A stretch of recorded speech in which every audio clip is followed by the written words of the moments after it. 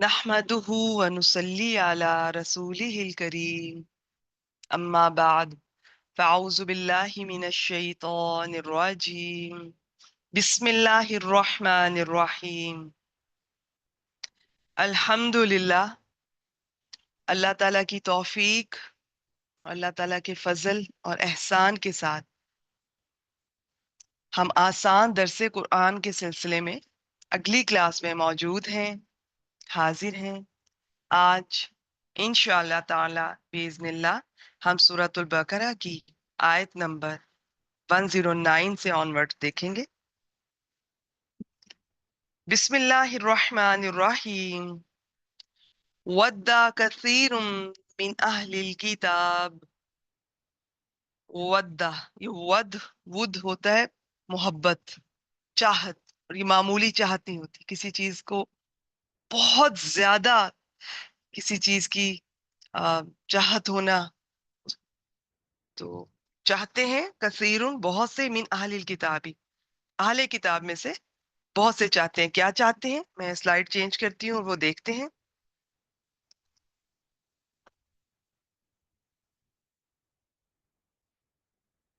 جی، لو یردونکم من بعد ایمانکم کفارا۔ لو کئی معنی میں استعمال ہوتا ہے، یہاں پر با معنی کاش۔ یردونکم وہ پھیر دیں تمہیں، من بعد ایمانکم تمہارے ایمان کے بعد، کفارا کافر بنا کر۔ اس آیت مبارکہ میں خاص طور پر رسول پاک صلی اللہ علیہ وآلہ وسلم کے زمانے کے اہل کتاب شامل ہیں، لیکن عمومی طور پر بعد میں آنے والے اور ہمیشہ قیامت تک کے اہل کتاب، تمام زمانوں کے، وہ بھی اس میں شامل ہیں۔ اہل کتاب سے مراد یہود و نصارہ۔ تو اس آیت مبارکہ میں ہم دیکھتے ہیں کہ اللہ تعالیٰ ان کے بارے میں مسلمانوں کو کیا خبر دے رہے ہیں، کیا بتا رہے ہیں۔ تو اور یہ جو بتایا جا رہا ہے، جو خبر دی جا رہی ہے، آپ یقین کیجئے آج بھی ایسے ہی ہے۔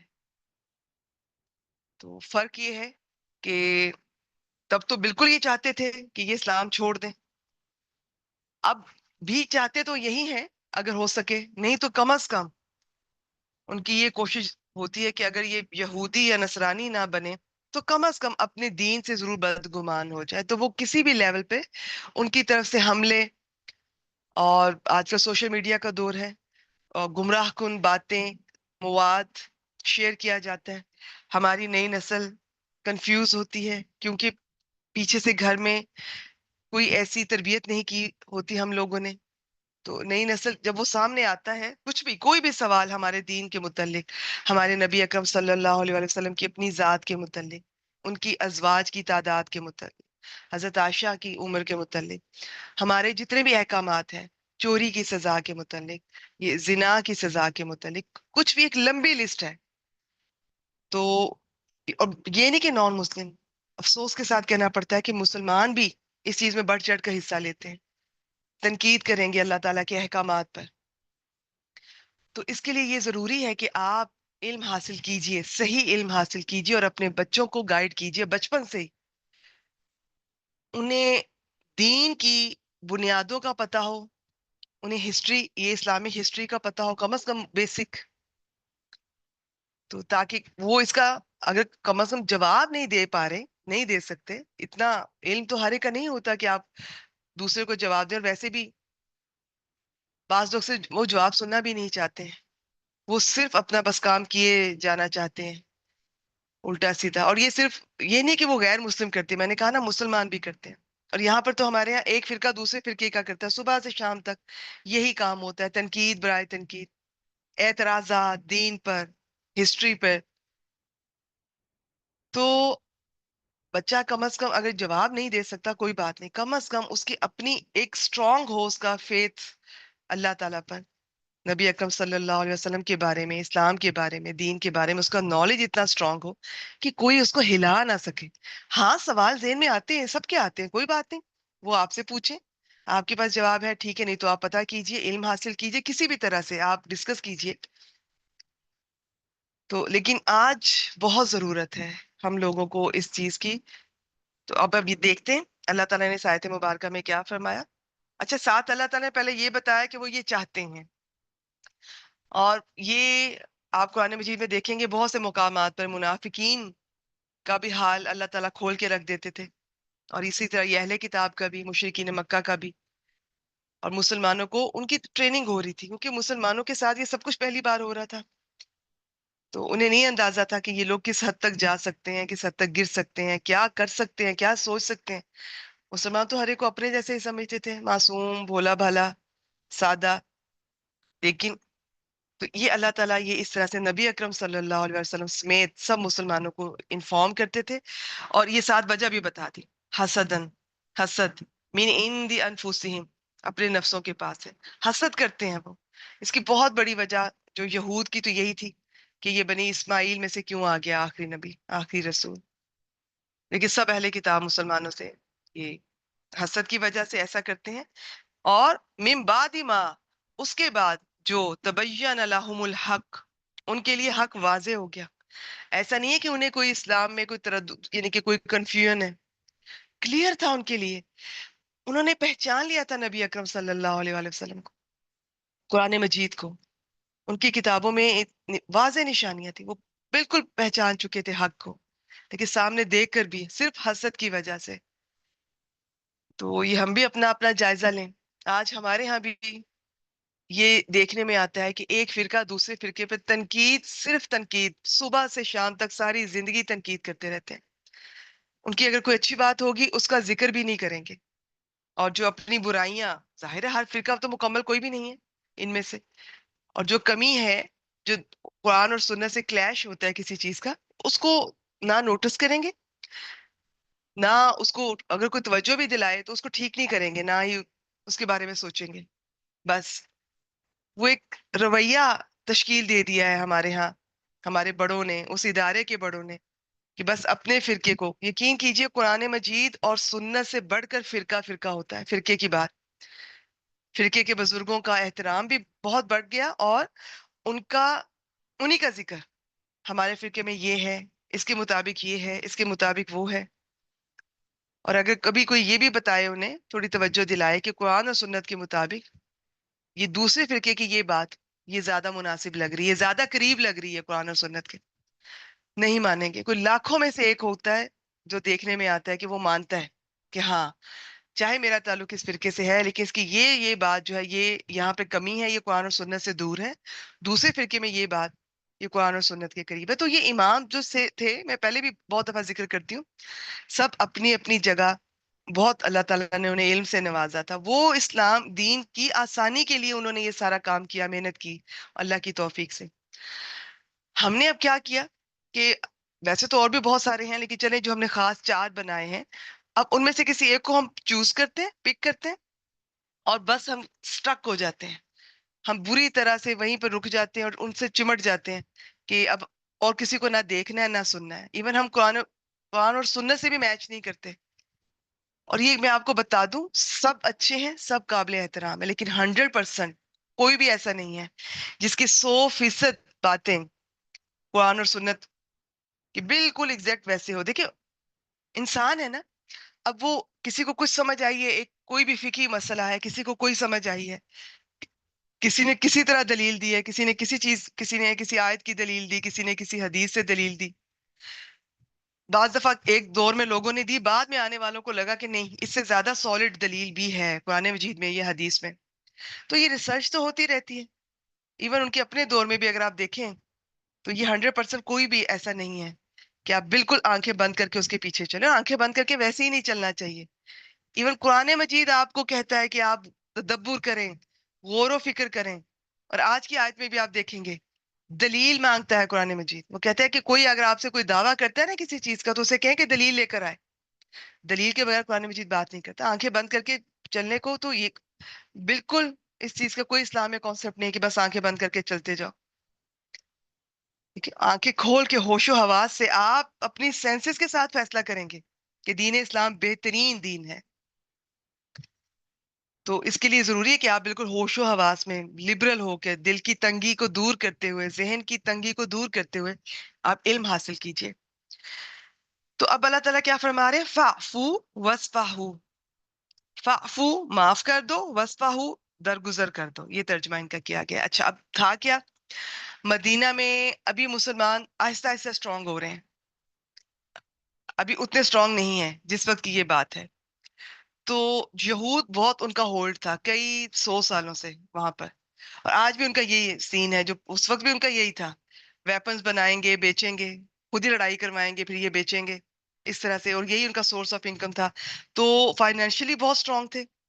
علم، ویسے تو اللہ تعالیٰ نے واقعی ان کو بہت علم دیا تھا، یہ اور بات ہے کہ انہوں نے اس میں چینجز کی اور اپنی مرضی منمانیاں کرنے لگے. تو علم کے لحاظ سے بھی بہت اسٹرانگ سمجھے جاتے تھے. تو ابھی مسلمان اس کنڈیشن میں نہیں تھے کہ ان سے فیس ٹو فیس کسی بھی طرح جنگ کر سکیں. تو یہاں ہمارے سیکھنے کے لیے بہت بڑا پوائنٹ ہے. آپ کی زندگی میں جب بھی کبھی کوئی ایسی سچویشن ہو کہ آپ کو اندازہ بھی ہے سامنے والا غلط کر رہا ہے، لیکن ابھی آپ اس پوزیشن میں نہیں ہے کہ کوئی سٹینڈ لے سکیں، کوئی سٹیپ لے سکیں، تو اتنی دیر تک مناسب وقت کا انتظار کیجئے، صبر کیجئے، اللہ سے دعا کیجئے، اور فَعْفُو وَاسْفَحُوا، فَعْفُو عفو درگزر. اچھا یہ ملتے جلتے ان کے ترجمے کرتے ہیں، میں آپ کو آسانی کے لیے بتا دیتی ہوں. فَعْفُو کا مطلب ہے معاف کر دو، وَاسْفَحُوا کا مطلب ہے جانے دو، کہ ابھی صفحے کو صاف رکھو، یعنی کہ بس ابھی اس بارے میں نہ سوچو کہ اس طرح سے کریں، کیونکہ اگر آپ کو پتا چلے کہ سامنے والا اس طرح سوچ رہا ہے یا کر رہا ہے تو پھر بڑا مشکل ہوتا ہے اس کے ساتھ رہنا اور ڈیل کرنا. لیکن ابھی آپ کی پوزیشن سٹرانگ نہیں ہے، آپ ابھی مسلمانوں کو اجازت نہیں دی جا رہی کہ وہ یہود کے ساتھ اس طرح فیس ٹو فیس آ کر وہ ماحول بنے جس طرح مشرکین مکہ کے ساتھ شروع ہو چکا تھا. تو یہ ان کو صحیح وقت کا انتظار کا کہا گیا. تو یہ میں نے کہا نا، یہ ہمارے سیکھنے کے لیے بھی ہے، صحیح وقت کا انتظار کیا کیجیے. بعض دفعہ ہم کمزور ہوتے ہیں ابھی، تو ہم کہتے ہیں کہ ہم بولیں بھی نہ. دیکھیں بولنے سے فائدہ کوئی نہیں ہے، آپ کو بھی اندازہ ہو جاتا ہے بعض دفعہ، آپ اپنی ویلیو بھی کھو دیتی ہیں، سامنے والے کو اندازہ بھی ہو جاتا ہے کہ آپ کیا سوچ رہی ہیں ان کے بارے میں، اور آپ کی کیا پلاننگ ہے، کیا چاہ رہی ہیں. تو بعض باتیں ایسی ہوتی ہیں کہ سمجھداری سے آپ کو کچھ صبر کرنا ہوتا ہے، انتظار کرنا ہوتا ہے، اور اچھے موقع کا انتظار کر کے پھر آپ نے اپنا ڈیسیژن سنانا ہوتا ہے سب کو.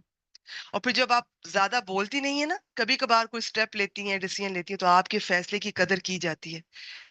کوئی چاہے واہ ویلا مچائے، لیکن نوٹس لیا جاتا ہے، اثر لیا جاتا ہے.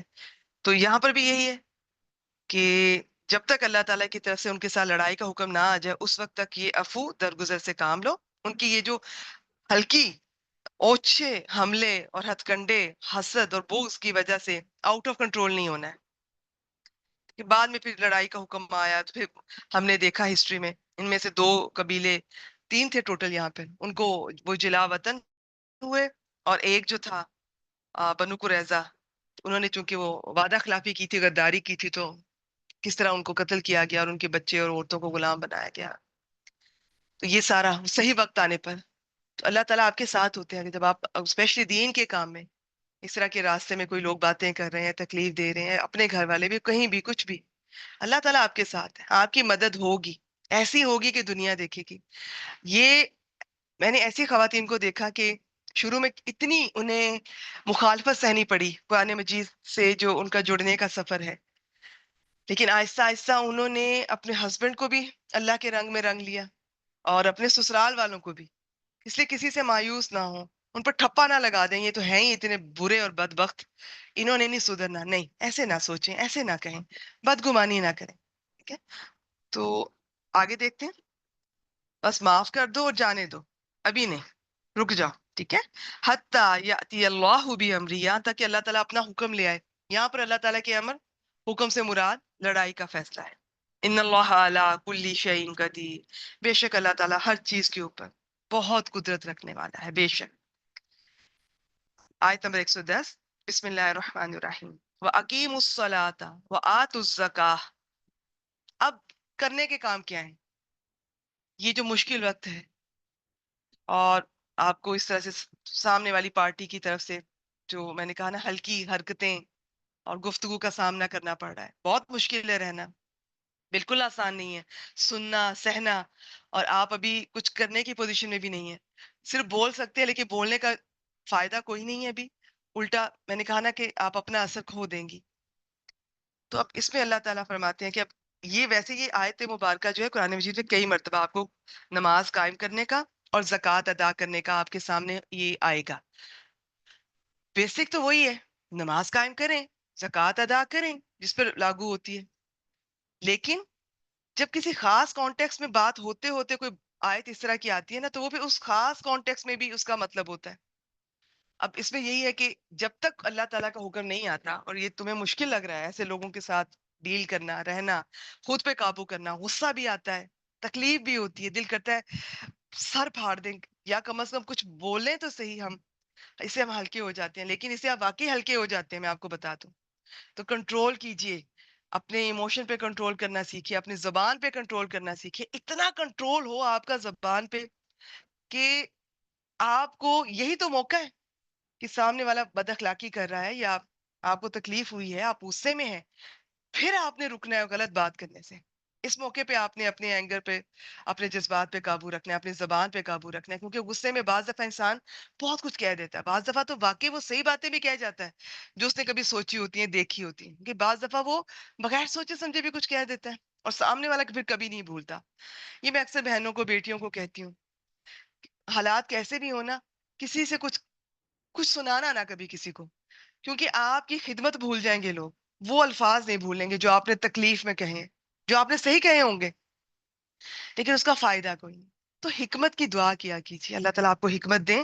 تو اب اس موقع پہ کیا کرنا ہے، ان کو کیا حکم تھا اور ہمارے لیے کیا ہے. اللہ سے تعلق مضبوط کریں، اور اس موقع پہ صدقہ، زکوٰۃ، یہ بندوں کے ساتھ آپ معاملہ اپنا بہتر کریں. تو اللہ سے تعلق مضبوط ہوگا، اخلاقی طور پہ اور مضبوط ہوں گی. اس وقت کو گزارنا آسان ہو جائے گا، اچھے وقت کا انتظار کرنا آسان ہو جائے گا. اور یہ ایسے تھوڑی ہے، یہ آپ کا کیا خیال ہے، اللہ تعالیٰ کو علم نہیں ہے اس بات کا کہ آپ کتنی تکلیف میں، اور آپ اگر اللہ کے لیے رک رہی ہیں، صبر کر رہی ہیں، وہ چاہے ایک دن ہے چاہے ایک سال، آپ کا اجر لکھا جا رہا ہے. اللہ تعالیٰ سے بڑھ کر کوئی قدردان نہیں. اللہ تعالیٰ اتنی قدر کرتے ہیں کہ اگر آپ اللہ کے لیے صبر کر رہی ہیں، رک گئی ہیں، انتظار کر رہی ہیں، دعا کر رہی ہیں، تو اس میں مدد کون کیا چیز کرے گی؟ نماز. اور نماز کو ہم نے کبھی سیریس لیا ہی نہیں، ہمیں نماز کی طاقت کا پتہ ہی نہیں. نماز کس طرح اللہ کے قریب کرتی ہے، کس طرح اللہ کی محبت نچھاور ہوتی ہے ہم پہ، کس طرح مشکلات میں آپ کو حوصلہ ملتا ہے.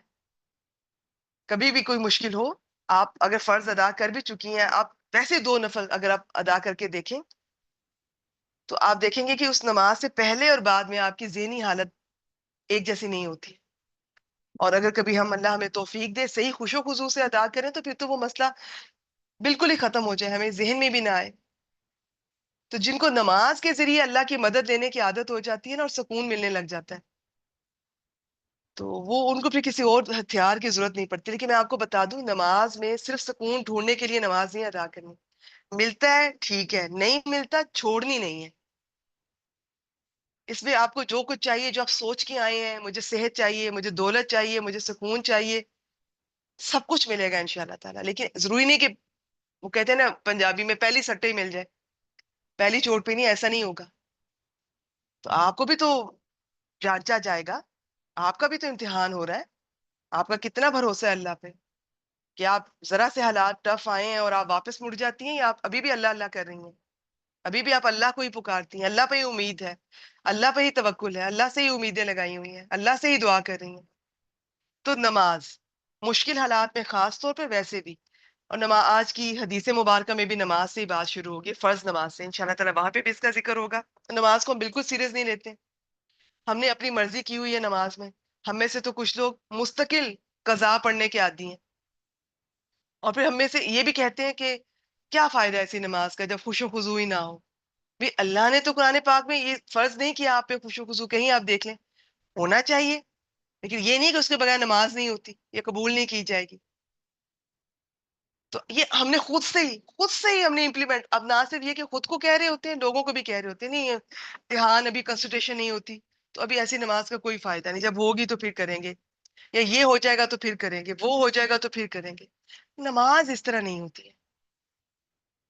دنیا کا کوئی کام ہو، کوئی جاب ہو، اس کے لیے اگر آپ ان کے پورے قواعد کو فالو نہ کریں، وہ تو اٹھا کے پھینک دیتے ہیں، نکال دیتے ہیں نوکری سے، اور ہم اس اللہ کا کھاتے ہیں، اس کا دیا ہوا اسی کا استعمال کرتے ہیں، اور اس کے بتائے ہوئے قواعد کی دھجیاں اڑاتے ہیں، اپنی مرضی کرتے ہیں، خود ہی مفتی ہیں۔ ایک تو ہم میں سے ہر کوئی مفتی ہے، مفتی ہم شروع سے ہی ہیں، اب جب سے یہ سوشل میڈیا آیا اب ہم اسکالر بھی بن گئے ہیں، خود ہی دینی اسکالر، سوشل میڈیا پہ کوئی چیز پڑھتے ہیں اور اسی کو آگے فارورڈ کر دیتے ہیں، کوئی اس کی بیک گراؤنڈ کا نہیں پتا، ایک آیت مبارکہ شیئر ہوئی ہے، کوئی پتہ نہیں پیچھے کیا بات چل رہی ہے، کوئی پتہ نہیں آگے کیا آنے والی ہے، حدیث مبارکہ پڑھتے ہیں، فوراً لوگوں پہ یا تو فتوے لگا دیں گے یا سختی کریں گے، یا خود پہ یا لوگوں پہ، کوئی پتہ نہیں کس کانٹیکس میں بات ہو رہی ہے، اور کوئی پتہ نہیں کہ اس سے ریلیٹڈ اور کتنی احادیث ہیں کہ ان کو لینا ہے یا اس کو لینا ہے، یہ کس درجے کی ہے۔ تو علم حاصل کیجیے، بس میں اتنا ہی کہوں گی، اور نماز کو سیریس لیجیے۔ بہت میں حیران ہوں، لوگ پتہ نہیں نماز پہ کیوں ہمارا نزلہ گرتا ہے۔ دیکھیے جی، اسلام صرف نماز نہیں ہے، یہ بھی ہے، یہ بھی ہے، یہ بھی، اسلام دونوں چیزیں ہیں، اسلام حقوق اللہ بھی ہے، حقوق العباد بھی ہے۔ چونکہ آپ نماز نہیں پڑھ رہے ہیں اس لیے آپ کہہ رہے ہیں کوئی نہیں، میں بندوں کے ساتھ اچھا سلوک کر لوں گی، بلکہ میں کرتی ہوں، میں بندوں کے حق پورے کر رہی ہوں، میں ان کے ساتھ بہت اچھا سلوک کر رہی ہوں، نماز رہ بھی جاتی ہے تو کوئی بات نہیں۔ آپ سے کس نے کہا؟ پھر رہ بھی جاتی ہے تو کوئی بات نہیں، اور قیامت کے دن سب سے پہلے اس کا سوال ہے۔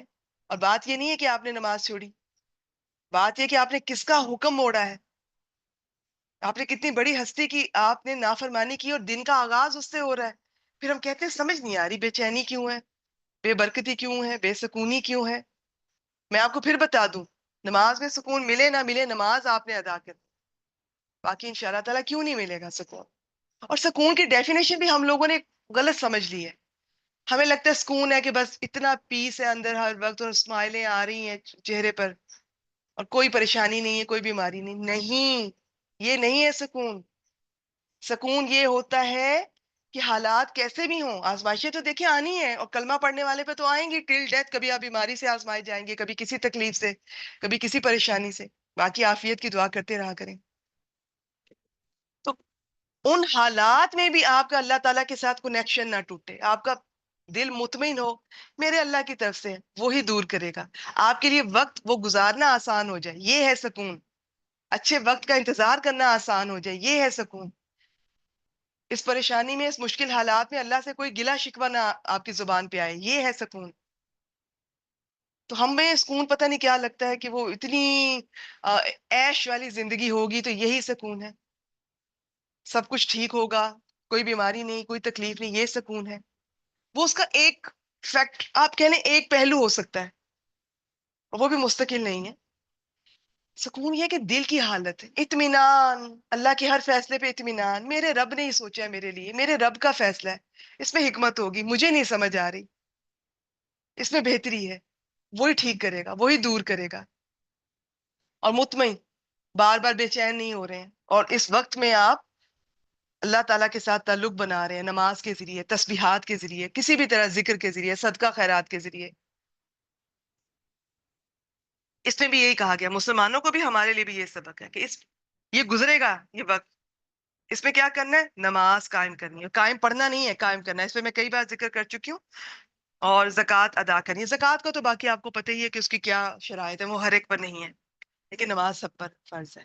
لیکن اس میں بہت وسعت ہے، اس میں بہت رخصت ہے، علم حاصل کیجئے کہ آپ کہاں پر آپ کے لیے کتنی کتنی رخصت ہے، اس سے بھی فائدہ اٹھائیے، بس چھوڑیے نہیں، اور فرض تو کبھی بھی نہیں۔ وَمَا تُقَدِّمُوا لِأَنفُسِكُمْ، اور جو بھی تقدموا تم آگے بھیجو گے، لِأَنفُسِكُمْ اپنے نفسوں کے لیے، من خیرن کوئی بھی خیر، کسی بھی طرح کی بھلائی، صرف نماز نہیں، صرف زکوٰۃ نہیں، اس کے علاوہ بھی اس دوران وقت نہ ضائع کرو۔ اگلا تنگ کر رہا ہے، ایک تو وہ ہمیں تنگ کر رہا ہے، اذیت دے رہا ہے، پر ہم، اور اس میں ہم وقت ضائع کریں، اس کے خلاف سازشیں کرتے ہوئے، پلاننگ کرتے ہوئے، اسے کوستے ہوئے، کبھی اس کو فون کر، کبھی اس کو فون کر، کبھی امی کو فون کر، اب انہوں نے یہ کر دیا میرے ساتھ، کبھی لڑائی، کبھی جھگڑا، نہیں، اللہ سے تعلق مضبوط کرنے اس وقت میں، تو آپ کے لیے وقت گزارنا آسان ہو جائے گا، یہ والا وقت گزر جائے گا انشاءاللہ تعالیٰ۔ دیکھیں وقت نے گزر جانا ہوتا ہے، چاہے اچھا ہے یا برا، اس میں آپ کا رویہ کیسا رہا وہ لکھا جاتا ہے، وہ نوٹ ہو جاتا ہے۔ تو اللہ تعالیٰ فرماتے ہیں جو بھی کسی بھی طرح کی خیر، بھلائی، نیکی تم اپنے لیے جو آگے بھیجو گے نا، ताजिदूहु, तुम इसे पाओगे इंदल्लाह, अल्लाह के पास तुम्हें मिलेगी जब तुम जाओगे। ये वक्त गुजर जाना है, इसमें तुम्हारे किए हुए फैसले हो सकता है बाद में ठीक हो या ना भी ठीक हो, तुम्हें पछताना भी पड़े। लेकिन अगर तुम इस दौरान ये इस तरह चलो जिस तरह अल्लाह ताला कह रहे हैं, नमाज के साथ और ये सदके के साथ, ज़कात के साथ, ये अपने ताल्लुकात लो अल्लाह ताला के साथ सबसे पहले बेहतर करो, मजबूत करो, तो इंशाल्लाह ताला ये वक्त गुजर जाएगा। और बाद में देखें, ये हिस्ट्री आपको बता रही है कि ये जो जिस तकलीफ में मुसलमान थे, जब जब भी थे, जहां जहां भी वो जब जब लड़ना चाह रहे हैं, बदला लेना चाह रहे हैं, गुस्से में है, अल्लाह ताला ने जब जब उन्हें रोका, उसके बाद किस तरह शानदार वक्त आया और शानदार फतुहात इन्हें अल्लाह ताला की तरफ से नसीब हुई। इन्नल्लाह बिमा तामलूना बसीर, बेशक अल्लाह ताला उसको जो तुम करते हो खूब देखने वाला है। आयत नंबर 111, बिस्मिल्लाहिर्रहमानिर्रहीम। वक़ालू, और उन्होंने कहा, लन यदखुलल जन्नता, जन्नत में हरगिज नहीं दाखिल हो सकता, इल्ला, मगर ये कि मन काना हुदन, जो यहूदी हो, औ नसारा, या नसरानी हो। अब इनके जरा और गुफ्तगू, ये इनके रवैये, इनकी इनके अकायद और इनके अमाल, ये अल्लाह ताला रोशनी डाल रहे हैं, तो वो जरा चेक कीजिए। बिल्कुल ऐसा नहीं लगता ये आज का मुसलमान है, बिल्कुल ऐसा है। आज हम, और मैं खुद गवाह हूं, मैंने खुद इतने बड़े बड़े स्कॉलर, दीनी स्कॉलर के मुंह से ये सुना है, ये फिरका ये हक पर है, ये जन्नत में जाएगा। जब कोई उनसे अ, सवाल पूछता है, ये सवाल का जवाब आप कैसे दे सकते हैं कि मेरा फिरका हक पर है? इतना बड़ा दावा। अल्लाह ताला आप सबको हिदायत दे, और बाकियों को खुल्लम खुल्ला, वो भी गलत, वो भी गलत। उनको इनके बारे में पास्ट में किताबें लिखी गई हैं दूसरे फिरके के बारे में, हर फिरके ने दूसरे फिरके को पता नहीं क्या गालियां दी हैं उसमें, इतना उनको बस काफिर तक कह दिया। अब यहाँ पे क्या था, ये यहूदी कहते थे सिर्फ यहूदी जन्नत में जाएंगे, नसारा कहते थे बस नसारा जाएंगे। अल्लाह ताला फरमाते हैं, तिल का अमानी यूहुम, ये उनकी उमनिया की जमा अमानी यू, ये उनकी आरजुएं हैं। आरजू होती है झूठी ख्वाहिशें जिसका कोई सर पैर नहीं, बातिल आरजुएं हैं, तमन्नाएं हैं।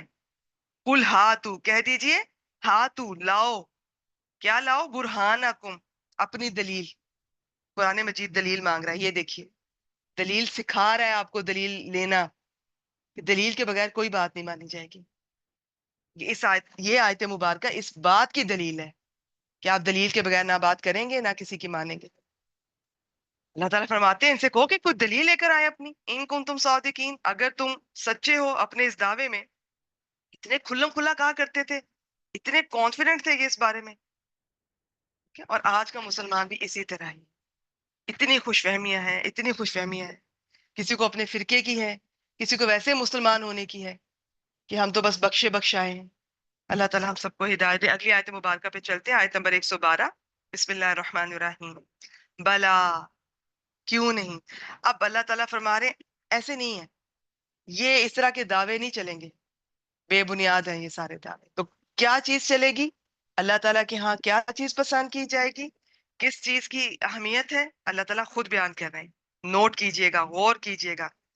मन असलमा, जिसने सपुर्द किया, ये असलमा से मुस्लिम होता है ना, अपने आप को सपुर्द कर देना अल्लाह के हवाले, अल्लाह की इताअत। मन असलमा, जिसने सपुर्द किया, वजहहू, अपना चेहरा, लिल्लाही, अल्लाह की। चेहरा जिस्म का सबसे बाइज्जत हिस्सा है। चेहरा जिस तरफ हो गया, बाकी जिस्म खुद ही उसको फॉलो करता है। मुराद ये है कि मुसलमान होना, अल्लाह की इताअत करना। इसमें इस आयत मुबारका में अब आपके सामने दो बातें आएंगी। जन्नत में जाने के लिए किसी ग्रोह का फर्द होना काफी नहीं है, दो शर्तें हैं। एक ये कि अपना चेहरा अल्लाह के ताबे करते हैं, ठीक है? मुसलमान, सही मुसलमान, इब्राहिम अलैहिस्सलाम को याद रखिएगा, अल्लाह ताला उनकी मिसाल देते हैं। बस अपनी कोई मर्जी ना रहे, जो हुक्म आया बस अल्लाह ताला की इताअत फौरन। तो यहाँ पे अल्लाह ताला फरमा रहे हैं, जिसने अपना चेहरा अल्लाह के सुपुर्द कर दिया, वाह हुआ मोहसिन, और वो मोहसिन भी हो। एक तो मुसलमान, इस्लाम, यानी अल्लाह ताला की इताअत करने वाला, अल्लाह ताला के अपने आप को अल्लाह के सुपुर्द करने वाला, अपनी मनमानियां करने वाला नहीं, अपनी मर्जियां करने वाला नहीं। ये हम आज के मुसलमान यही करते हैं। अभी मैंने नमाज का बताया ना आपको, मैं आपको हर एक एक चीज के बारे में लोगों का बता सकती हूँ, इस बारे में जितना मेरा अल्लाह ताला की तरफ से एक्सपीरियंस है। हर चीज के बारे में अपनी मर्जी करते हैं। نماز بھی اپنی مرضی کے وقت پہ پڑھیں گے، اپنے انداز میں پڑھیں گے، اپنے خود ہی بنا لیے ہوئے ہیں، نہیں ایسے نہیں ویسے. کسی چیز کو اٹھا کے دیکھ لیں، یہ دین کو مذاق بنایا ہوا ہے ہم نے. قرآن اور سنت کی کوئی اہمیت ہی نہیں ہے. علم والوں کی ہم عزت نہیں کرتے ہیں، انہیں ہم سمجھتے ہی کچھ نہیں ہے. انہوں نے بھی اپنی عزت فرقوں میں بٹ کے کم کر لی ہے، لیکن سارے ایسے نہیں ہیں. تو آپ خود بھی علم حاصل کیجئے. دوسری اللہ تعالیٰ فرما رہے ہیں کہ وہ محسن ہو، حسن سے. حسن، یہ ہا سین نون، اس کے بڑے مختلف معنی ہیں. یعنی یہاں پہ نیک ہو. تو اب یہ جو محسن کا لفظ ہے نا، اچھا پہلے میں اس کو پڑھ دیتی ہوں. فلاح، تو اس کے لیے ہے اجرہ، اس کا اجر اندہ ربی، اس کے رب کے پاس. اور آگے وہی ولا خوف علیہم ولا ہم ولا ہم یحزنون. یہ حصہ قرآن مجید میں کئی بار آپ کو ملے گا کہ نہ ہی ایسے لوگوں کو کوئی خوف ہوگا، نہ وہ غمگین ہوں گے. خوف ہوتا ہے مستقبل کا، غم ہوتا ہے ماضی کا. تو جو مسلمان ہوتا ہے نا صحیح معنی میں، جو اللہ تعالیٰ کی اطاعت کرتا ہے، اپنے آپ کو ٹوٹلی اللہ کے سپرد کر دیا.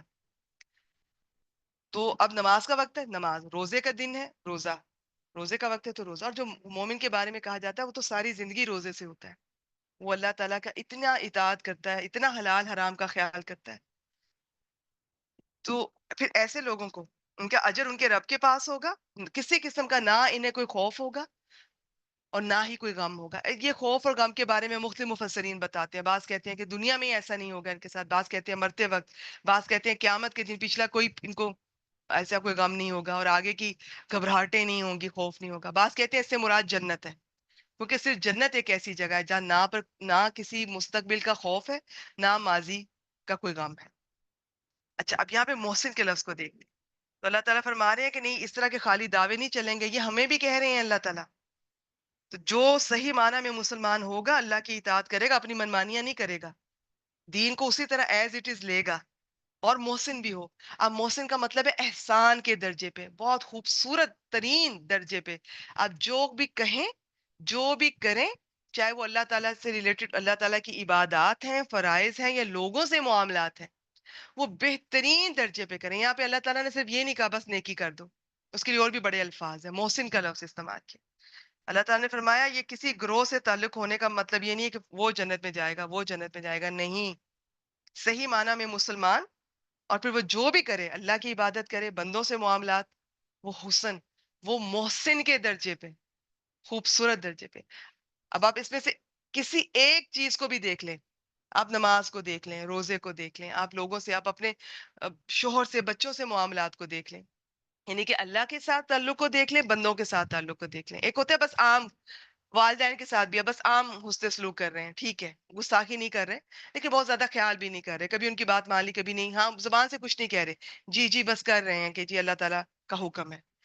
ایک ہوتا ہے کہ بس بچھ جانا ہے کہ یہ اللہ کا حکم ہے، ان کی ضرورتوں کا بھی خیال، ان کی ایموشنز کا بھی خیال، ان کو وہ توجہ، وہ ٹائم، وہ پروٹوکول دینا کہ اللہ تعالیٰ خوش ہو جائے، یہ سوچ کر.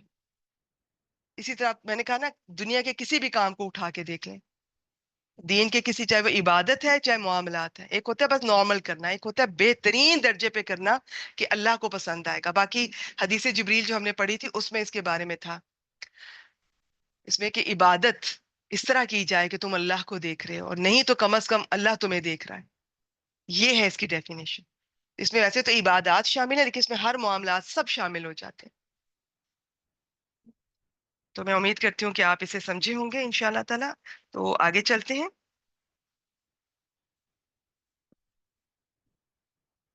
آیت نمبر 113 کو دیکھ. بسم اللہ الرحمن الرحیم. وقالت وقالت الیہود، اور یہود نے کہا، لیست النصارى علی شیء، نصارہ کسی چیز پر نہیں ہے، کچھ نہیں ہے. وقالت النصارى، اور اسی طرح نصارہ نے کہا، لیست الیہود علی شیء، یہود کچھ نہیں ہے، کسی چیز پہ نہیں ہے. بالکل یہ ہم ہیں آج کے.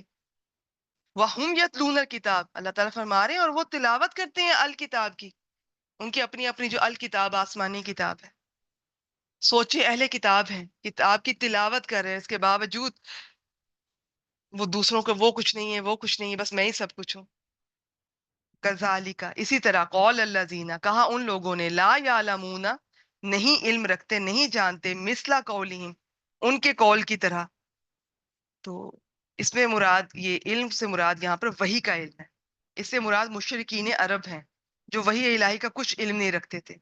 ان کے علاوہ تمام لوگ جو آسمانی ہدایت سے بے بہرہ ہیں وہ بھی اس میں شامل ہیں. اس میں کہا جاتا ہے کہ جو یہ ایتھیسٹ نہیں، وہ نہیں، یہ کچھ بت پرست اور جنہیں ہم یہ دہریے بولتے ہیں وہ بھی اس میں شامل ہو سکتے ہیں آج کے حساب سے اگر دیکھا جائے تو. باقی ہے کہ یہود و نصارہ کی طرح ان کو بھی سرے سے ہی غلط قرار دیا اللہ تعالیٰ نے. ٹھیک ہو گیا. انہوں نے بھی اسی طرح کہا اور یہ سب ایسے کرتے تھے. یہود اپنے آپ کو انبیاء کی اولاد، اللہ کے چہیتے، محبوب، فیورٹ، اور یہ نصارہ اپنے آپ کو اور تو اور یہ مشرکین مکہ وہ اتنی بت پرستی، اتنا شرک، اور خود کو ابراہیم علیہ السلام کے پکے فالوور کہا کرتے تھے اور سارے ایک سے بڑھ کر ایک اور دوسرے کو کچھ بھی نہیں سمجھتے تھے. فاللہ، بس اللہ تعالیٰ، یحکم، فیصلہ کرے گا، بینہم، ان کے درمیان، یوم القیامہ، قیامت کے دن، فیما، اس چیز میں جو کانو فیہ یختلفون، جس میں وہ اختلاف کیا کرتے تھے. اللہ تعالیٰ قیامت کے دن ہی فیصلہ فرمائے گا اب ان کا. ٹھیک ہو گیا. اب دیکھیں تورات میں حضرت عیسیٰ کے بارے میں ذکر تھا اور انجیل میں یہ موسیٰ علیہ السلام کی نبوت کا ذکر تھا. سب ان کو پتہ بھی تھا لیکن ایک دوسرے کو مانتے ہی نہیں تھے، ایک دوسرے کو برا بھلا کہتے رہتے تھے. ٹھیک ہے، بس تعصب، ضد. اور آج کا مسلمان بھی بالکل اسی طرح ہے، بالکل اسی طرح. اللہ تعالیٰ ہم سب کو ہدایت دے. ایک آیت اور کر لیتے ہیں تو، یا چلے دیکھتے ہیں، شروع کرتی ہوں میں. ایکچولی اب درس قرآن کو تھوڑا میں نے پہلے میں بہت ڈیٹیل بتاتی تھی، پھر مجھے لگا کہ ڈیٹیل کے لیے باقی گروپس ماشاءاللہ ہیں. اس میں میں بس آپ کو مین آئیڈیا ہر آیت کا بتاتی جاؤں گی، کس کانٹیکس میں بات ہو رہی ہے اور اس میں سیکھنے کی کیا باتیں ہیں انشاءاللہ تعالیٰ. اس کو دیکھتے شروع کرتی ہوں، پھر دیکھتی ہوں. بسم اللہ الرحمن الرحیم. وَمَنْ أَظْلَمُ مِمَّنْ مَنَعَ مَسَاجِدَ اللَّهِ، اور اس سے بڑا ظالم کون ہے جو اللہ کی مسجدوں سے منع کرے، این یوز کرا، کہ ذکر کیا جائے، فیہا، ان میں، اسمہ، اس کے نام، اس کا نام، وسعا، اور وہ کوشش کرے، فی خرابیہا، ان کی خرابی کی، ان میں ویرانی کی، ان میں بربادی کی. اولائکا، یہی لوگ ہیں، ما کان لہم، نہیں ہے ان کے لیے، انہیں کوئی حق نہیں ہے، ان یدخلوہا، کہ وہ ان میں داخل ہوں، الا، مگر یہ، خائفین، مگر یہ کہ ڈرتے ہوئے. لہم فی الدنیا، ان کے لیے دنیا میں خزیون، رسوائی ہے، وَلَهُمْ فی الآخرۃ عذاب عظیم، اور ان کے لیے آخرت میں بہت بڑا عذاب ہے.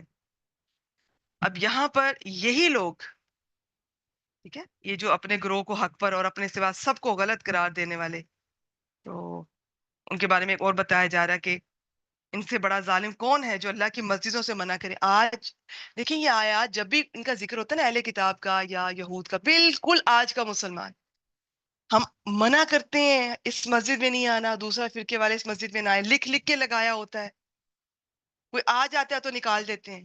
اللہ تعالیٰ ہمیں ہدایت دے. تو اس سے بڑا ظالم کون ہے جو اللہ کی مسجدوں سے منع کرے کہ اس میں اس کا نام لیا جائے اور انہیں ویران کرنے کی کوشش کرے. اچھا، یہ جو ویرانی ہے اس کے دو معنی نوٹ کر لیجئے گا کسی بھی چیز کے. ایک ہوتے ہیں ظاہری معنی، ایک ہوتے ہیں باطنی معنی. ظاہری کو حسی بھی کہتے ہیں اور باطنی کو مانوی طور پہ بھی کہتے ہیں. تو ظاہری معنی یہ ہے کہ مسجدوں کو توڑنا پھوڑنا، کسی بھی طرح یہ لوگوں کو آنے ہی نہ دینا اور وہ ویران پڑی ہیں. مانوی معنی ویرانی کا، بربادی کا، یہ ہے کہ لوگ آئے ہوئے ہیں، رش ہے، مسجدیں بھری ہوئی ہیں، لیکن وہاں پہ اللہ اور اللہ کے رسول، اللہ کی کتاب کے علاوہ دنیا کی باتیں ہو رہی ہیں، فرقے کی باتیں ہو رہی ہیں. تو بھی مانوی طور پہ دیکھا جائے گا تو یہ انہوں نے یہاں پہ جو خرابی ہا کا لفظ استعمال ہوا ہے، تو ویرانی، یہ بھی مسجد کی ویرانی کی وجہ ہے. اب اس میں یہ میں نے تو بھی خیر سارے آج کے مسلمان کا فوراً میرے ذہن میں آ جاتا ہے، کیونکہ یہ آئے دن یہی سننے کو ملتا ہے، یہی دیکھنے کو ملتا ہے. بیسیکلی یہ یہود و نصارہ کا تھا. یہ کیا کرتے تھے، اچھا ان سے بھی یہ الگ سے، یہ جو مشرکین مکہ بھی اس میں شامل ہیں، انہوں نے مسلمانوں کو یہ مکہ میں جس طرح حج عمرہ کرنے سے روک دیا تھا. پھر اس کے علاوہ ہسٹری میں دیکھیں تو بیت المقدس پہ کبھی یہود کا قبضہ ہوتا تھا، کبھی نصارہ کا، تو جس کا بھی ہوتا تھا وہ دوسرے کو وہاں پہ عبادت نہیں کرنے دیتا تھا. خاص طور پہ نصارہ نے یہود کو جو منع کیا، ہسٹری سے پتہ چلتا ہے. اور پھر انہوں نے بیت المقدس کے اپنے اپنے حصے بنائے ہوئے تھے، یہ مشرقی نصارہ کا ہے، یہ مغربی یہود کا ہے، اور یہ اور وہ سارا کچھ. تو یہاں پر اس چیز کو اللہ تعالیٰ نے اوور آل بھی، کہ مسجد جو ہے نا، اور میں بتا دوں یہاں پہ مسجد کا لفظ صرف ہماری آج کی مسجدوں کے لیے تو میں استعمال کر رہی ہوں، اس مسجد سے مراد عبادت گاہیں ہیں. اس سے بڑا ظالم کون ہے جو اللہ کی عبادت گاہوں میں ان سے منع کرے, وہاں پر اللہ تعالیٰ کا ذکر کیے جانے سے منع کرے اور اس میں ویرانی کی کوشش کرے. اور ان کے لیے بہت سخت سزا بتائی اللہ تعالیٰ نے. دنیا میں بھی رسوائی ملے گی, یہ نہیں ہوگا کہ چھوٹ جائیں گے, اور آخرت میں بھی بہت بڑا عذاب ہے. اللہ تعالیٰ فرماتے ہیں اولئک ما کان لہم, نہیں ان کے لیے مگر یہ داخل ہوں ڈرتے ہوئے. انہیں تو اللہ کے گھر میں ڈرتے ہوئے تقوی کے ساتھ آنا چاہیے, اور یہ ہے کہ یہ اتنے اس طرح سے یہ کر رہے ہیں, اور آج کے مسلمان اس بات سے ڈرتے ہی نہیں ہیں. ٹھیک ہے, اور یہ ہسٹری سے پتہ چلتا ہے یہود و نصارہ مشرکین تینوں نے اپنے کیے کی سزا پائی تھی. چلیے میرے خیال میں بس اتنا ہی کافی ہے, باقی اس پہ تو جتنی بات کی جائے کم ہے. مسجدوں کی کتنی احادیث ہیں اس بارے میں کہ اس کو آباد کرنے کی کتنی فضیلت ہے, اس کی صفائی ستھرائی آباد کرنا, اس کی خدمت کرنا, اور وہاں تک چل کے جانا, اور کتنی کتنی فضیلت ہے اس کی. تو انشاءاللہ تعالیٰ اس پہ پھر الگ سے بات ہوگی. ابھی کے لیے فی الحال اتنا ہی. ایک دفعہ پھر دیکھ لیتے ہیں آج کی آخری آیت مبارکہ 114. اور کون بڑا ظالم ہے اس سے جو اللہ کی مسجدوں سے عبادت گاہوں سے منع کرے کہ اس میں اللہ کا ذکر کیا جائے اور ان میں ویرانی کی کوشش کرے. یہی لوگ ہیں, اور کہ ان کو تو وہاں ڈرتے ہوئے جانا چاہیے. ان کے لیے دنیا میں رسوائی ہے اور آخرت میں بہت بڑا عذاب ہے. بہت یہ وعید ہے. ٹھیک ہے, یہ جہاں عذاب کی بات آتی ہے یہ وعید ہے. تو یہ معمولی آیت, ویسے تو کوئی آیت بھی معمولی اس کا حکم نہیں ہوتا ہے, لیکن یہ بہت دل دہلا دینے والی آئی اوپنر آیات ہوتی ہیں. چلیے جی, یہاں پر ٹائم ہو چکا ہماری درس کی کلاس کا, تو میں ریکارڈنگ سٹاپ کر رہی ہوں. تھوڑی دیر تک انشاءاللہ تعالی حدیث کی کلاس شروع کرتے ہیں.